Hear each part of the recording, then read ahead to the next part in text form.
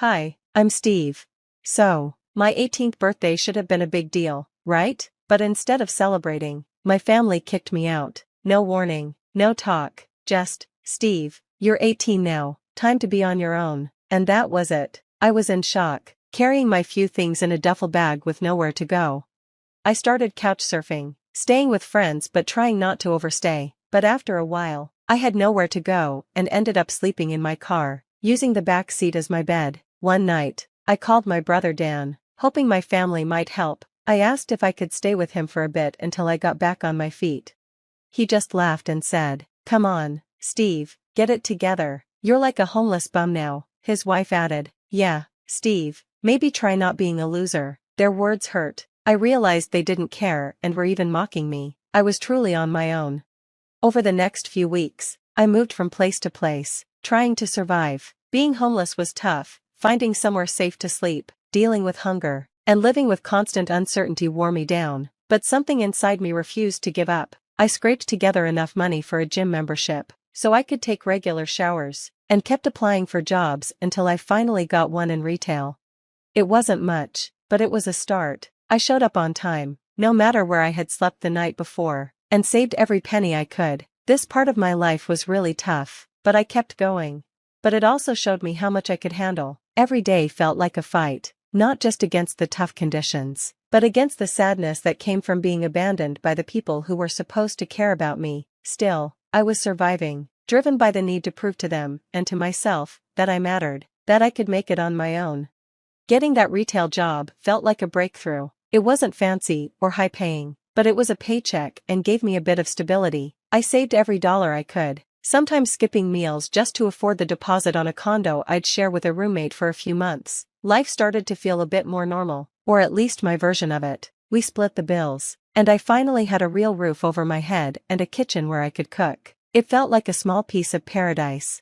But just when things were starting to go right, everything changed. The pandemic hit, and businesses started to shut down. My retail store closed, and my roommate lost his job too. We couldn't pay rent, and soon I was back at square one, no home, no job, and living in my truck again. This time, I set up a small camper on the back. It was cramped and cold, but at least it was mine. Hoping that maybe family meant something, I reached out to them again, just asking for a place to park my camper and stay safe. I called my mom, feeling a mix of hope and desperation. "Mom, can I park my camper at the house for a while, just until I figure things out?" There was a long pause before she finally answered, her voice cold and distant. "Steve, we have to be practical. If you want to park here, you need to pay rent, and not just any rent, market rate." Market rate? For parking in their driveway? It was ridiculous, but there was no room for negotiation, no warmth, no family support, just business. I couldn't believe it. "Seriously, I'm struggling here, and that's your answer?" "That's the way it has to be, Steve, we all have our burdens."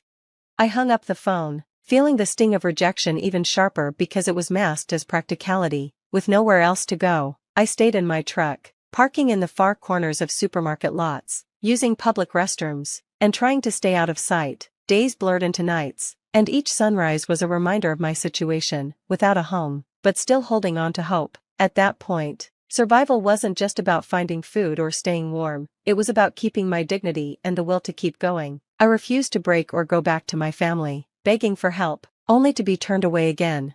So, I focused on what I could control. I kept applying for jobs, cleaned and organized my camper, and reminded myself that this wasn't the end of my story, just a tough chapter. Living out of my camper, every day was about survival, but I kept pushing forward, sending out resumes to any job I could find. Finally, I caught a break, a warehouse job in a nearby city. It wasn't close, and it wasn't going to be easy, but it was a chance. That was all I needed. I drove my truck to the new job, my heart pounding with a mix of nerves and excitement. The work was hard, long hours on my feet, moving boxes and handling shipments, but it was mine. I worked up the courage to ask my boss, Mr. Thompson, a gruff but fair man, if I could park my camper in the company lot temporarily, just until I could get back on my feet. He looked at me thoughtfully and asked, "You planning to stick around, Steve?" "Absolutely, I'm here to work," I replied, my determination clear.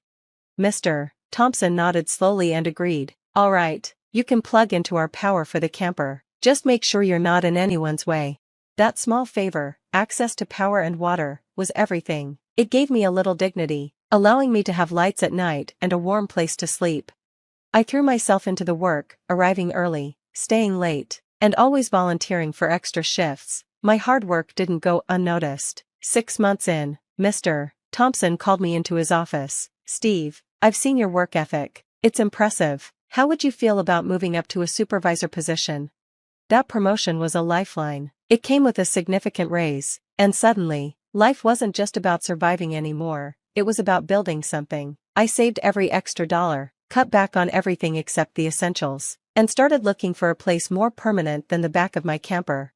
A year later, I had saved enough for a down payment on a manufactured home. It wasn't a mansion, but it was real, and it was mine. A 3-bedroom place in a quiet community, where no one knew about my past struggles. When I got the keys, the weight of the last few years seemed to lift. Standing in the empty living room of my new home, I realized this was more than just a house, it was a symbol of everything I had overcome. I had rebuilt my life from the ashes of rejection and hardship. Proud and a little overwhelmed, I shared the news on social media with a photo of me holding the keys in front of my new home. "From living in my truck to this, never give up," I wrote. I had no idea that post would bring my past crashing back into my life, threatening the peace I had fought so hard to create. The buzz from the post was still fresh when the past came knocking, literally. I was unpacking kitchen supplies when a knock rattled my front door. Expecting maybe a friendly neighbor, I opened it, only to find Dan and his family standing there, grinning too widely as their eyes scanned my home. "Hey, Steve, saw your post. Nice place you've got here," Dan said, stepping inside without an invitation. His wife and kids followed, their eyes hungry as they looked around.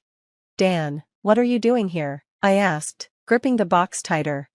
"Well," Dan started, his tone way too casual, "we were thinking, since you've got all this space and it's just you living here, why don't we move in? You won't even notice us."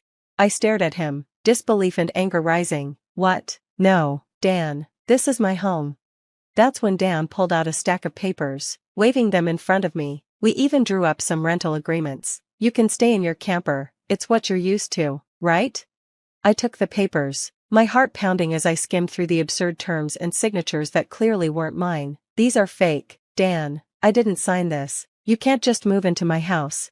When he saw I wasn't backing down, Dan's friendly facade slipped, his voice turned sharp. "Look, Steve, don't make this difficult. We're family." That's when I made my decision. "Get out of my house, Dan, now." They didn't budge, until I pulled out my phone and started dialing the police. It was surreal, watching them sit in my living room like they belonged, while I stood there feeling like the outsider in my own home. When the officers arrived, it didn't take long to assess the situation: the fake rental agreements, the tampered locks. It was clear who was in the wrong. "Sir, you'll need to leave the premises now," one officer told Dan as they began ushering him and his family out. Dan protested, but there was no argument to make. The truth was too obvious. As the door closed behind them, a deep quiet settled over the house. For the first time, I was truly alone, but this time, it was in a place that was undeniably mine. I arranged for the locks to be changed and planned for additional security, but the message was clear: I wasn't the vulnerable kid they once knew. This home was my fortress, my achievement, and no one could take that from me. After the confrontation, the silence in my home felt more like a victory than ever. It wasn't just about having a roof over my head, it was about claiming my space, asserting my right to the life I had built on my own terms.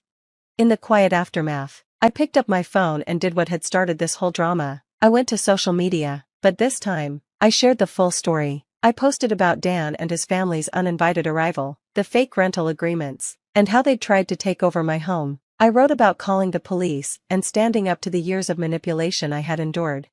The response was overwhelming. Messages of support poured in from friends, acquaintances, and even extended family members, all appalled by Dan's actions. Many shared their own stories of overcoming toxic relationships, creating a tapestry of resilience that went far beyond my own experience. The backlash against my immediate family was swift and severe. Relatives who had once stayed silent during my struggles now openly condemned their actions. The irony was unmistakable as Dan and my parents were gradually pushed to the fringes of family gatherings and group chats. Years of indifference and cruelty had finally caught up with them, and their social isolation was both fitting and long overdue. In the outpouring of support and shared stories from others, I found a sense of community like I had never known before. It strengthened my resolve to cut ties completely with Dan and the rest of my immediate family. I blocked their numbers, removed them from social media, and severed the last connections that had only ever brought me pain. Standing in my living room, the late afternoon sun casting long shadows across the floor, I felt a profound sense of peace. My journey, from the rejection I faced on my 18th birthday to this very moment, had been filled with challenges, but each one had taught me about my own strength. I had learned to trust in my ability to survive, to thrive, and to build a life on my terms, free from the expectations and manipulations of others.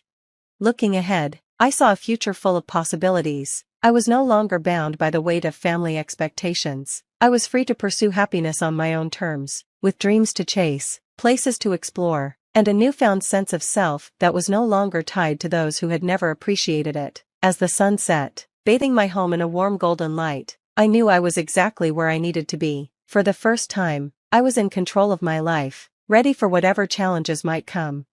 With every obstacle I had faced, I had built a foundation of independence and self-respect that no one could take from me. Surrounded by a community I had created and the peace I had fought so hard to achieve, I was truly home. As Steve's journey comes to a close, I want to leave you with a question to think about. Is it always necessary to maintain family ties, even when they bring toxicity into your life? Or is it healthier, at times, to cut them off completely? This is a deep and complex issue when it comes to family and personal well-being, and I'd love to hear your thoughts, experiences, or advice in the comments below. Your insights not only help build this community, but can also provide support to others who might be in similar situations. If Steve's story moved you or resonated in any way, please give this video a like and consider subscribing for more stories that challenge, inspire, and entertain. Your support allows us to continue sharing these narratives. Thank you for watching, and I look forward to reading your comments.